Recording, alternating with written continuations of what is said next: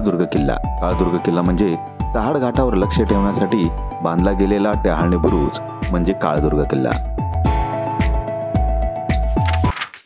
पालघरला निघालो ते काळदुर्ग किल्ल्याचा ट्रेक करण्यासाठी. भिवंडी ओलांडली आणि सकाळच्या धुक्यांनी आमची वाट अडवली. घाटामध्ये माकडांची पलटण लागली की समजायचे काळदुर्गाचा बेस जवळ आला. वाघोबा खिंडीत वसलेला अपरिचित असा काळदुर्ग, पण सध्याच्या काळात यूट्यूबर्सनी प्रसिद्ध केलेला परिचित असा काळदुर्ग. गाडी चहाडे गावाजवळच्या वाघोबा मंदिराजवळ म्हणजेच काळदुर्ग गडाच्या बेस पॉइंटला येऊन पोहोचली.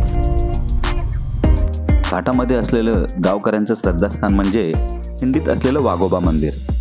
पालघरकडे जाताना आपल्याला ह्या डाव्या हाताला घाटात हे मंदिर लागतं.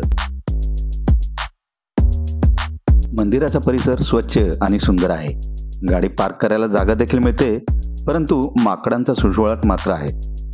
या माकडांना खाण्याचे पदार्थ टाकण्यास सक्त मनाई आहे. तशी माकडं काही इजा करत नाहीत, परंतु त्यांना काही देण्याच्या मोहात पडू नका, कारण ही माकडं आक्रमक होतात. नमस्कार मित्रांनो, तुमचं पुन्हा एकदा एका नवीन व्हिडिओमध्ये स्वागत.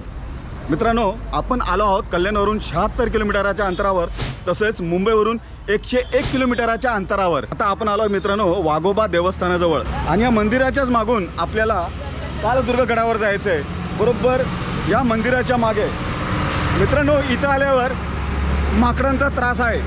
भरपूर माकडं आहेत. आपल्याला तिथं अगोदर भेटली आणि ती माकडं काही टोळीच्या टोळी इथं थोड्या वेळ येतील, आणि आता मंदिराच्या आवारात सुद्धा माकडं आहेत.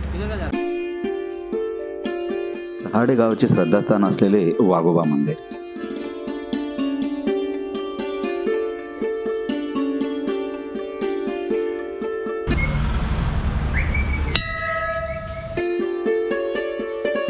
मंदिराचा परिसर प्रशस्त आहे. आज काही सेवेकरी मंदिर स्वच्छ करण्यास आले होते.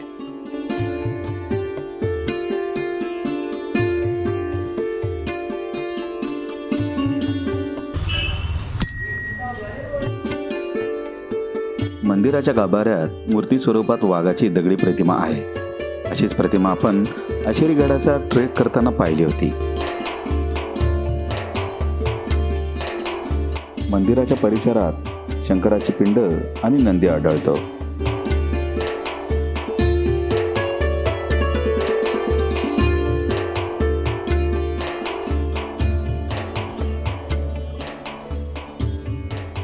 मित्रांनो, आमच्या कारवर माकडं हे ना हाकलं पाहिजे.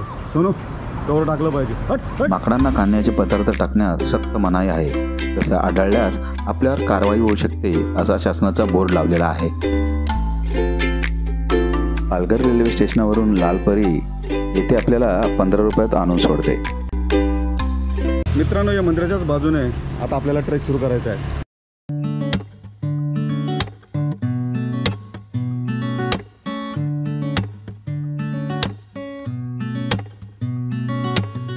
त्यांची भीती वाटते मित्रांनो, खूपच माकडं वर आहेत. चला, लहान लहान पिल्लं आहेत, आणि विशेष म्हणजे ते काय करत नाहीत, माणसाला इजा करत नाहीत, आणि सुरुवातीपासूनच चढ सुरू झाला आहे. गडाला सुरुवातीपासूनच चढ आहे. चढ आहे मित्रांनो. 10:30ला चढायला सुरुवात केली. खडा चढ आहे मित्रांनो.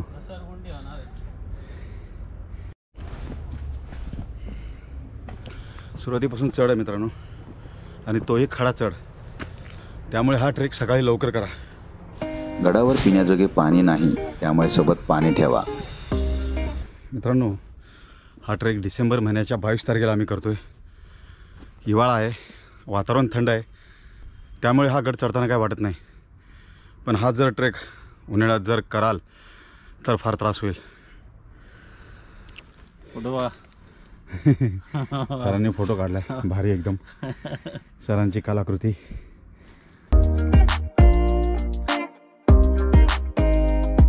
दरमजल दर करत गड चढत होतो. ट्रेकरांची हितगुज करणे ही सरांची नेहमीची सवय. ही दोघं नेहमी मला हरवतात, माझ्या अगोदर गड सर करतात. मोठमोठी दगड आहेत मित्रांनो. आणि या दगडातून आपल्याला जायचं आहे वर. गडकिल्ल्यांचा कालखंड हा 300, 400 किंवा 500 वर्षापूर्वींचा सुद्धा असतो. या कालखंडात कालांतराने डोंगर ढासळून त्यांचे मोठमोठे स्वरूपात दगड खाली येत असतात. ही चिमुकली फुलं गडकिल्ल्यांवर नेहमी आढळतात.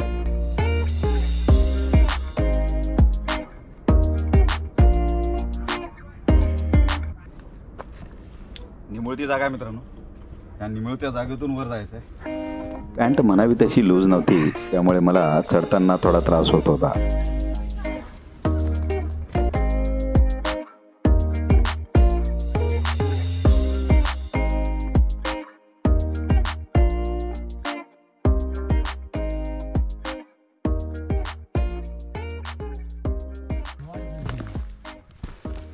पाऊण तासाच्या ट्रेक नंतर आपल्याला मोकळी जागा लागते. इथे मोकळी जागा लागली मित्रांनो.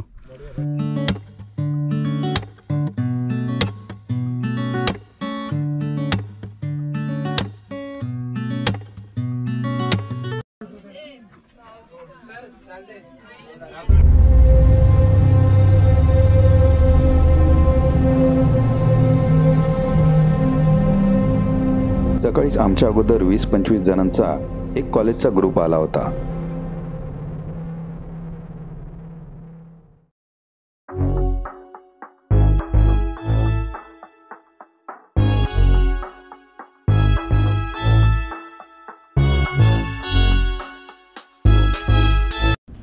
मित्रांनो इथं कॉलेजच्या 20-25 जणांची ट्रिप आली आहे आणि जेवण बनवलं आहे. आता इथे हे जेवतील वगैरे आणि इथून आता पुढे जातील.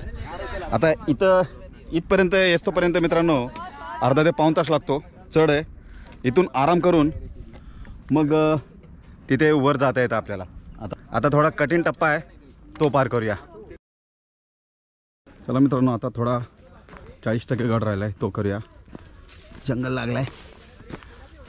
वर रस्त्यात 2 मित्र भेटलेले आहेत आणि आपले 2 मित्र मागे आहेत.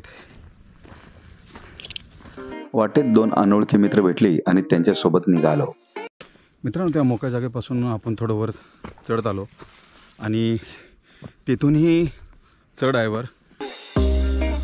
गड 2 टप्प्यात आहे आणि दुसऱ्या टप्प्यालाही चढ आहे.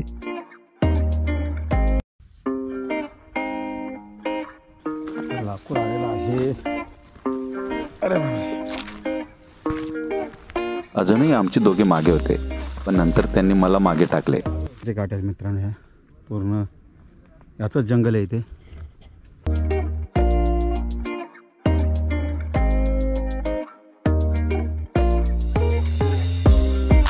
मित्रांनो, हा शेवटचा टापू राहिला आहे, पण तोही थकवा देणार आहे.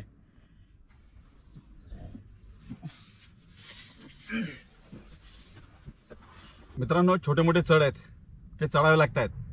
तिथे पण थोडा मोठा चढ होता. इथेही आहे, मोठमोठी दगड आहे, त्यावर पाय ठेवावे लागत आहे आणि जवळजवळ 1 फुटाचं आहे, ते ओलांडावं लागत आहेत. त्यासाठी पॅन्ट ढिली पाहिजे. आपली पॅन्ट एवढी पण ढिली नाही आहे.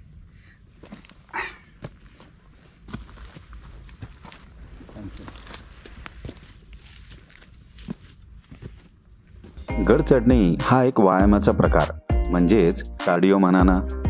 मित्रांनो, इथं आल्यावर इथून हा चढ चढायचा आपल्याला.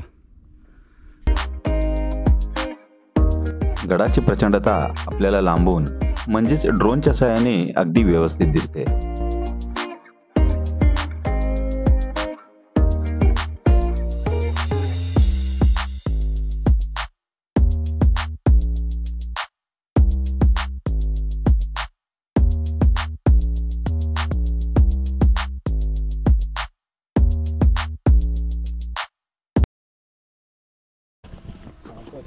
हा चढ चढायचा आहे. हा शेवटचा टापू आहे.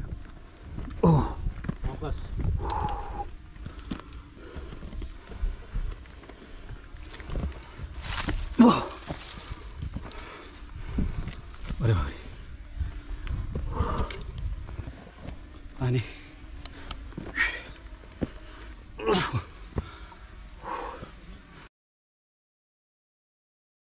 इथं आल्यावर आपल्याला पाण्याचं टाका लागतं.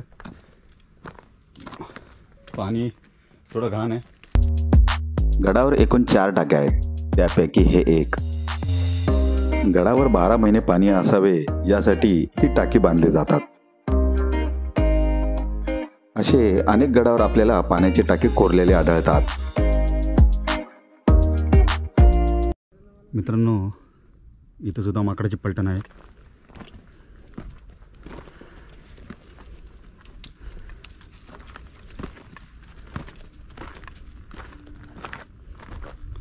मित्रांनो, ऑलमोस्ट पोहोचलोय आपण. जशी पायथ्याला माकडं भेटली होती तशीच माथ्यावर सुद्धा काही माकडं आहेत, पण ही थोडी अग्रेसिव्ह आहेत.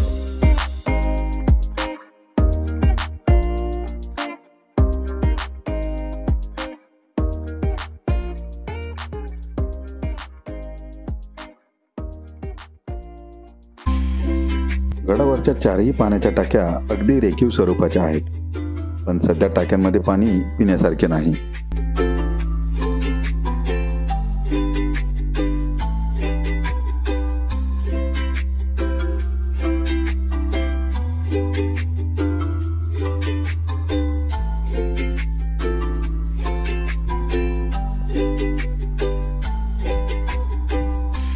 खरे पाहिले तर काळदुर्ग गडाला गड म्हणणे योग्य नाही, कारण गड असल्याची कोणतीही खूण या गडावर नाही. हे एक टहाळणीचे ठिकाण असावे असे वाटते. आपण तिथून आलो, तिथे थोडं थांबलो आणि ह्या खळगीतून चालत चालत इथून असं तिथे खाली आलो. तिथे खाली येऊन असं वर चढत चढत शेटी इथपर्यंत आलो. 1.5 ते 2 तासाचा प्रवास एकदम मस्त गेला. वातावरण थंड आहे. हिवाळ्याचे दिवस असल्यामुळे थोका अजिबात जाणवला नाही आणि इथे वातावरण अतिशय थंड आहे आणि सगळीकडे धुकं आहे. श्री छत्रपती शिवाजी महाराज की जय. काळदुर्ग किल्ल्याची उंची ही 1500 फूट असून उत्तर कोकणातील पूर्वीच्या ठाणे व आत्ता नव्याने झालेल्या पालघर जिल्ह्यात गर्द झाडांनी वेढलेल्या सूर्या व वैतरणा नदीच्या संगमाजवळ पालघर बंदर मार्गावरील चहाड घाटावर लक्ष ठेवण्यासाठी हा काळदुर्ग किल्ला टहाळणीचा किल्ला म्हणून बांधला गेला. हा किल्ला गडमाथा आणि खालचे पठार या 2 स्तरांमध्ये विभागला गेला आहे. मित्रांनो, गडावर जवळजवळ 3 ते 4 टाक्या आहेत आणि इथपर्यंत यायला आपल्याला 1.5 ते 2 तास लागतात. इथपर्यंत येण्यासाठी मित्रांनो चढ आहे हे मात्र नक्की. आता परतीचा प्रवास मित्रांनो. गडावर पाऊण तास घालवून आम्ही म्हणजे माझा सुपुत्र आणि मित्र अशा तिघांनी परतीचा प्रवास सुरू केला.